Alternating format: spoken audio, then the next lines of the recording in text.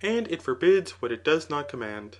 Again, when one man hurts another contrary to law, who has not hurt him, he does an injury willingly. But he does an injury willingly, who does it knowing the person whom he injures, and the instrument, and the manner in which he does it. But he who destroys himself through anger, does this willingly contrary to right reason, which the law does not permit. Hence he does an injury. But to whom? Is it not to the city, but not to himself? For he voluntarily suffers, but no one is voluntarily injured.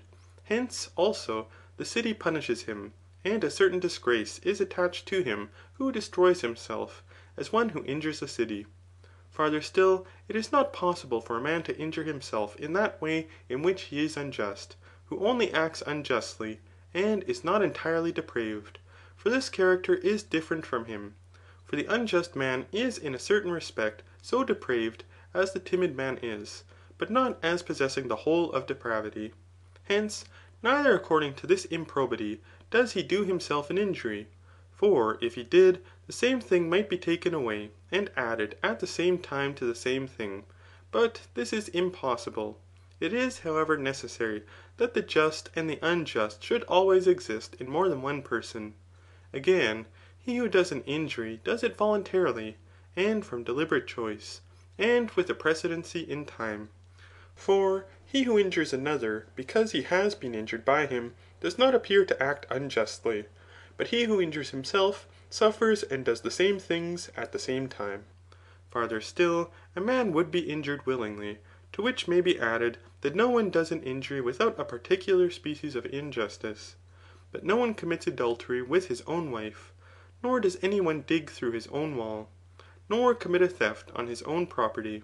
In short, the impossibility that a man should injure himself is evident from the conclusions made by us respecting the being voluntarily injured.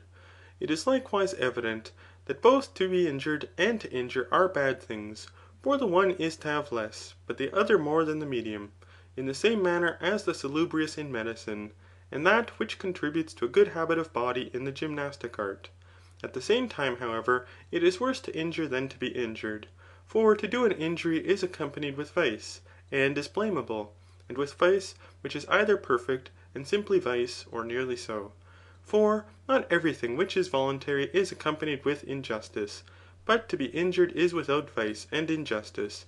Essentially, therefore, it is less bad to be injured than to do an injury, but from accident nothing prevents it from being a greater evil. Art, however, pays no attention to this, but it says that the pleurisy is a greater disease than a lame foot. Though it may happen that the latter may be a greater evil than the former, if a man, in consequence of being lame, should fall, and thus be taken by enemies, and put to death. Metaphorically speaking, however, and from similitude, the whole man is not just to the whole of himself, but one part of him towards another part, yet not according to every kind of justice, but according to the despotic or economic. For in these discussions it must be admitted that the rational differs from the irrational part of the soul. And if we look to these, it appears that there is a certain injustice of a man towards himself, because it is possible in these parts for a man to suffer something adverse to his own appetites.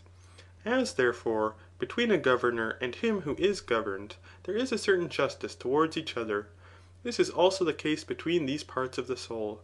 After this manner, therefore, we have discussed justice and the other ethical virtues. End of Book 5. Recording in memory of Mitchell Edwards.